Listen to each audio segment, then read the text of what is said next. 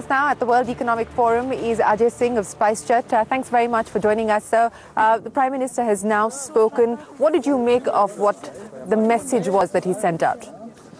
I think he gave a great speech. I think he spoke about India's role in the world today, how India's past had solutions for the world's future. And basically, I think all in all, a great pitch for Indian leadership in today's world. Okay, a pitch for Indian leadership in today's world. Let me ask you about your prospects now. And civil aviation is a sector where just recently the government has allowed foreign direct investment into Air India, ostensibly to pave the way for its disinvestment.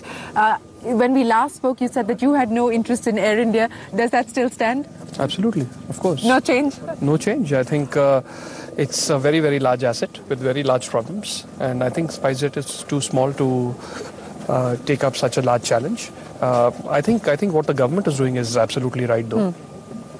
It's time that we stop wasting taxpayer money on Air India. And it's a great brand and can be a great force multiplier, that company, if it's managed well. And so we hope that somebody who buys it will make sure that they strengthen the company and improve the brand. Let me ask you about business. We've seen another month of over 17% growth as far as passenger traffic is concerned, the third consecutive month of 17% plus growth.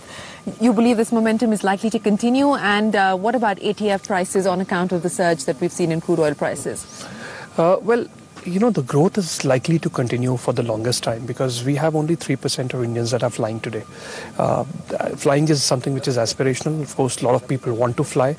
And as you are connecting small towns through this whole UDAN scheme and regional connectivity, you are seeing more and more people come into the net and start to fly.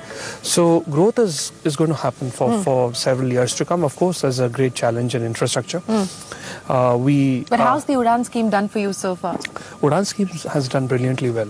We've started flights from Bombay to Porbandar and Kandla. We started flights from Hyderabad to Puducherry and from Delhi to Jaipur and Jaisalmer. And we'll shortly start flights to Kanpur and Adhampur. Okay. So it's done extremely well so far. The results of round 2 will be out tomorrow, and we expect to get several routes as well. As you know, we were the first airline major airline to participate in the UDAN scheme, and we have not regretted that at all.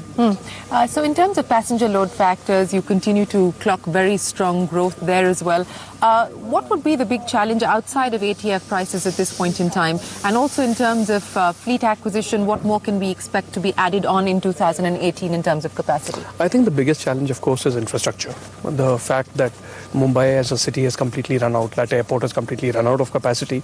Delhi also has run out of passenger side capacity.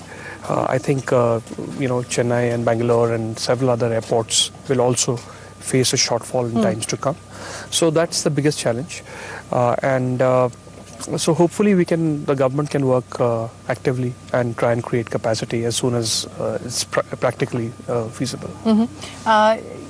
There's been a lot of speculation about your interests outside of aviation. Retail is something that you've already forayed into. Media is being rumored as another possible area of diversification. Is that accurate? No, at this time we are focused on SpiceJet's business. As far as the retail business is concerned, that was supposed to be an ancillary revenue play for SpiceJet, and that's what it continues to be. We will look at opportunities to increase the ancillary revenue of SpiceJet. As far as what's the current run rate now with the ancillary revenues, and where do you see it headed? We are at close to 16% right now, just a little in excess of 16%. We expect to take that to beyond 20% in the next year or so. Wi-Fi, the TRAI giving the go-ahead for that. Yes. Is that something that you would like to take forward? Absolutely, most definitely. We will certainly try and put internet on board as soon as it's And practical. will it add significantly to the ancillary revenues? It should. We expect that it will. What and kind it'll of also pricing should we expect from a consumer's perspective? We don't know the answer to that as yet. We haven't worked out the model, but it's certainly a convenience. And it's something that should pay for itself and add to ancillary revenue. So it's something that we will certainly look at. Concerned about the fact that there is again a conversation around capping of prices, though so far the Civil Aviation Ministry has come out in support of the aviation sector. But is that a worry that we are probably going to see more action? This has been happening off and on for the last 10 years. I think India has chosen a system where the market determines the fares, and it's worked extremely well so far. In terms of the high fares, DGCA has found in its study that only about 1.5% of the fares are really high, and in fact 80% of the fares are extremely low. So it's worked well from a consumer perspective so far, and we see no reason why anybody will tamper with that. Okay. International plans, again, we last spoke, you were talking about even the possibility of a route like London and making it much more accessible and affordable. Where do things stand on that front? We fly to 7 countries at this time, which are all neighboring countries. As we get new planes starting in July and August, these are planes... How many do you get in 2018? We get about 14 planes in 2018, similar number in 2019, and then they increase to close to 30 planes a year. So these planes have longer range, and as a consequence of that, there will be several new routes which could be opened internationally. So we will explore possibilities.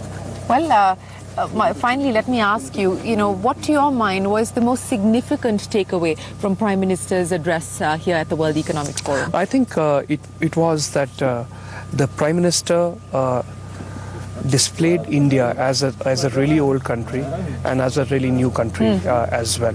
And I think he tried to explain how in today's world, as America retreats from its leadership position, India is a strong alternative, a kinder, gentler, more democratic, more liberal country that can lead the world and is concerned about the world's problems and has solutions to them. Ajay Singh, always a pleasure. Thanks very much for joining us on CNBC TV 18. Appreciate your time. Thank you. That was Ajay Singh of SpiceJet. We will continue our coverage as the snow gets cleared out. For now, from all of us here, thanks for watching.